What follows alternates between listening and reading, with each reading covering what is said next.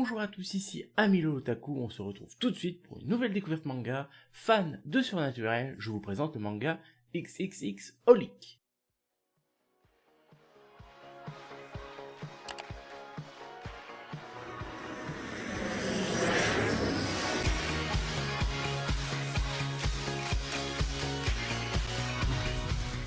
C'est un manga de type seinen et de genre dark fantasy. Ce manga a été écrit par l'équipe Clamp, l'équipe très connue Clamp, et le réalisateur est Tsutomu Mizushima. L'anime comporte 2 saisons, une saison de 24 épisodes et la deuxième saison de seulement 13 épisodes. La première saison étant sortie en 2006 et la deuxième en 2008. Le manga contient 19 tomes pour la première saison et seulement 4 tomes pour la seconde saison, sachant que j'ai pas trop trouvé pour la seconde saison. Ils disent qu'elle est encore en cours, mais j'ai pas trouvé plus de tomes, aucun renseignement. Est-ce que vous croyez aux fantômes? Et si vous les voyez, comment réagiriez-vous? Dans cet animé, on va suivre Watanuki, qui est capable de les voir.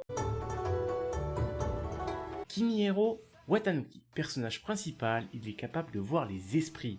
Il est toujours plein d'énergie. Yuko Ishihara, puissante femme avec d'incroyables pouvoirs, elle tient une boutique capable de réaliser les vœux.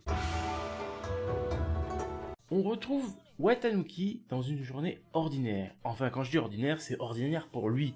Il se fait toujours pourchasser par des esprits. Il se retrouve écrasé par une tonne d'esprits, et c'est quand il essaie de se débattre pour se relever qu'il touche une barrière, une clôture en bois, et en la touchant, tous les esprits disparaissent. Du coup, il réussit à se relever, c'est alors qu'il voit que c'est une maison, et ses jambes se mettent à se déplacer toutes seules vers l'entrée de cette maison. Et c'est là qu'il rencontre Yuko, et qu'il apprend que c'est une boutique pour exaucer les vœux. Donc, comme vous pouvez imaginer, avec tous ces problèmes d'esprit qu'il pourchasse, son seul vœu, c'est justement qu'il disparaisse et qu'il arrête de se faire pourchasser par des esprits. Certes, s'il lui demande d'arrêter de les voir, ça va pas empêcher qu'il se fasse pourchasser. Le seul truc, c'est qu'il pourra pas les voir, donc c'est problématique, autant qu'il fasse les deux d'un coup. Sinon, le deuxième, ça aurait pu être sympa, hein. Il voit toujours l'esprit, mais non, pas moi. Vous vous débrouillez ailleurs, pas moi. Mais pour réaliser ce vœu, il faut une compensation équivalente. Yuko décide de l'embaucher dans la boutique. C'est le début de l'aventure pour Watanuki. Va-t-il réussir à réaliser son vœu? Quelle aventure l'attend dans cet univers plein d'esprits et de fantômes? C'est l'un de mes premiers mangas papier. Ce n'est pas un manga d'action ni de romance, il a rien à voir avec tout ce qu'on peut voir, enfin si, c'est pas non plus très ordinaire, mais à l'époque ça l'était puisqu'il est quand même assez vieux.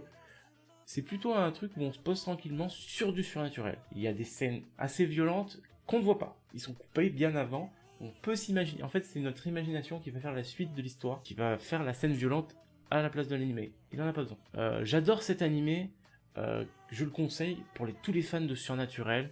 Il y a aussi un peu d'action, mais ce n'est pas l'atout principal.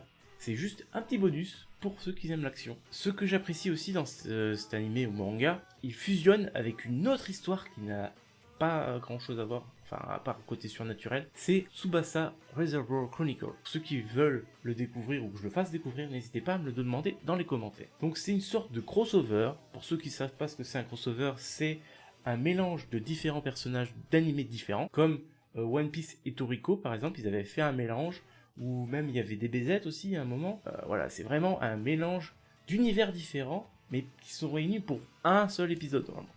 Et là, nous ça va être ça, mais pour toute l'histoire. Certes, on va pas les voir dans chaque épisode, mais il y a des petits points à chaque partie d'épisode où ils vont se réunir. Et c'est ça que je trouve génial, c'est d'avoir réussi à faire 2 histoires quasiment totalement différentes, parce que Tsubasa je l'ai pas trop regardé, j'en ai lu quelques tomes, mais c'est vraiment un truc d'action vraiment.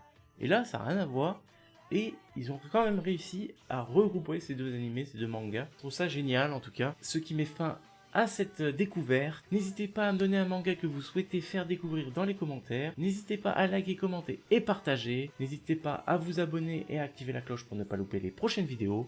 Et moi je vous dis, Matakon!